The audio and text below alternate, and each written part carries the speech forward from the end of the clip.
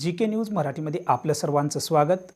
तुम्ही पाहत आहात मराठवाड्याच्या कुशीतलं जी.के. न्यूज मराठी। आता घेऊ विविध क्षेत्रातील राजकीय, सामाजिक, आर्थिक, कृषी आणि क्रीडा व तसेच शैक्षणिक विषयी घडामोडींचा आढावा। चला तर वळूया पुढील बातमीकडे।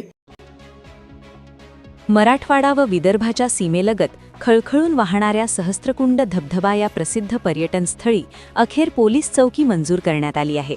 पर्यटकांच्या सुरक्षेच्या दृष्टीने ही अत्यंत महत्त्वाची बाब मानली जात असून ट्रस्टचे सचिव सतीश वाळकीकर यांच्या सातत्यपूर्ण पाठपुराव्याला यश मिळाले आहे। या नव्याने मंजूर झालेल्या पोलीस चौकीमध्ये 1 पोलीस उपनिरीक्षक, 3 शिपाई व 2 हवालदार असे एकूण 6 कर्मचारी कार्यरत राहणार आहेत। तसेच चौकीसाठी पोलीस जीप, मोटारसायकल, बिनतारी संच, वॉकी टॉकी, टेबल खुर्च्या, पंखा, टीव्ही, कपाट आदी आवश्यक सुविधा उपलब्ध करून देण्यात येणार आहेत। या चौकीच्या कार्यक्षेत्रात सहस्त्रकुंड गाव, वाळकी, रोडा नाईक तांडा, परोटी तांडा, परोटी गाव, रिठा तांडा व रिठा गाव या गावांचा समावेश असणार आहे। त्यामुळे परिसरातील नागरिकांनाही याचा मोठा लाभ होणार आहे।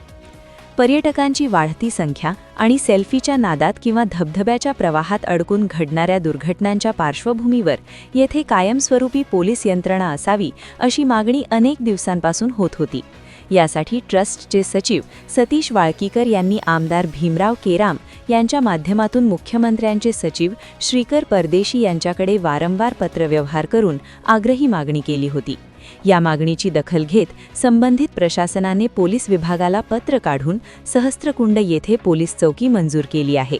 त्यामुळे येणाऱ्या काळात पर्यटकांच्या सुरक्षेला बळकटी मिळणार असून संभाव्य दुर्घटनांवर आळा बसण्याची अपेक्षा व्यक्त होत आहे। Bureau report, GK. News, Kinwat, Nanded.